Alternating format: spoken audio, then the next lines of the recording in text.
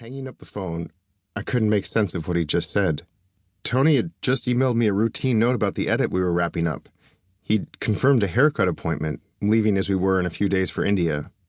When I'd seen him last week for a voiceover session, he'd been jovial, asked me to join him for a smoke in the men's bathroom. "What are they going to do, fire me?" he'd said.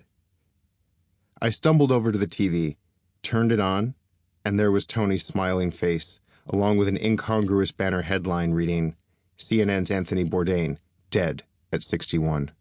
My hand shaking, I lit a cigarette, called Josh the producer on location with Tony in France, and asked him what the fuck was going on. "Tony's gone," Josh said through tears. "He hung himself. We're flying back to JFK." The room started spinning. Tony was bigger than life, superhuman. This couldn't be happening, but somehow it was. "I'm going to hang myself in the shower stall" had been one of Tony's longest-running jokes. The sort of dark humor he might have interjected on any occasion he found even mildly uncomfortable or displeasing. As in, "My hotel room is so awful I'm going to hang myself in the shower stall if the cheap-ass curtain rod doesn't collapse under my weight." When he said that sort of thing, I'd always laughed.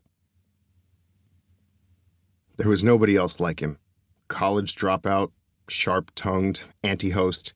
Tony was the accidental celebrity, an honest voice in a field of saccharine, and I'll do whatever the fuck I want wild kind of guy. God forbid the network conducted a focus group. He'd instinctively go the opposite direction. But whatever he was doing, it was working. Tony had transformed himself from chef to author, then again into a television personality, ultimately maturing into something resembling an elder statesman, all while maintaining a countercultural New York City punk rock hard edge. Starting life as the Food Network's red-headed stepchild, low budget and almost exclusively about food and travel, the show had shape-shifted into a bizarre, cinematic, geopolitical mashup that won Emmy Awards for CNN. Tony was constantly increasing the stakes. Each season he pushed further, slowly steering towards less traditional and often riskier destinations. For those of us on the show, Tony wasn't just the guy with his name in the title. He was a friend, mentor, and more. I didn't know who Tony was when, back in 2002 and fresh out of college, I got a job on his first TV show, A Cook's Tour. At the time, Tony was new to TV as well. The surprise success of his book, Kitchen Confidential, an insider expose on the restaurant industry, had landed him a deal with the Food Network.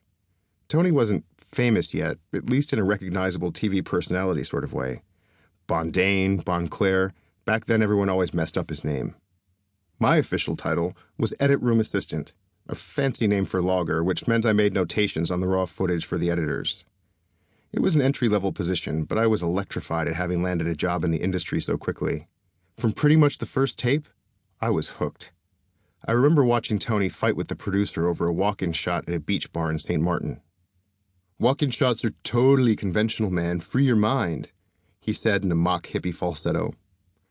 But Tony lost his cool when the producer made the mistake of asking for the shot a third time. "Oh my God, why can't you get this through your thick little dinosaur skull?" he shouted. "Film the kids playing by the fishing boats, the surf, or even a fucking palm tree, for Christ's sake. Literally everything else here would make a better and more interesting introduction shot than my bony ass." Tony was naturally telegenic, possessing an unmistakable star quality. That much was clear. But even more alluring was his antagonistic, devil-may-care, combative relationship with the very machine that created his fame. The more Tony shirked the camera, the more I wanted to see. It wasn't that I enjoyed watching him squirm. He was just so brilliantly witty and sarcastic when backed into a corner. In addition to logging tapes, my job responsibilities included doing anything else I was asked. Pick up dry cleaning for the producer, manufacture props for a fake infomercial, and on occasion assist with research for upcoming shoots. I didn't have to wait long for the most exciting assignment yet. When I heard that a rough cut of the St. Martin episode I'd been working on needed to go to Tony's apartment, I jumped at the chance. Naive, impressionable, 22 years old, and desperate to make a good impression, I spent the whole taxi ride clutching that VHS tape for safekeeping, while nervously rehearsing what I hoped was something intelligent to say. Arriving at Tony's rent-controlled Morningside Heights walk-up, I took a deep breath. But before I even knocked, the door opened. There he was,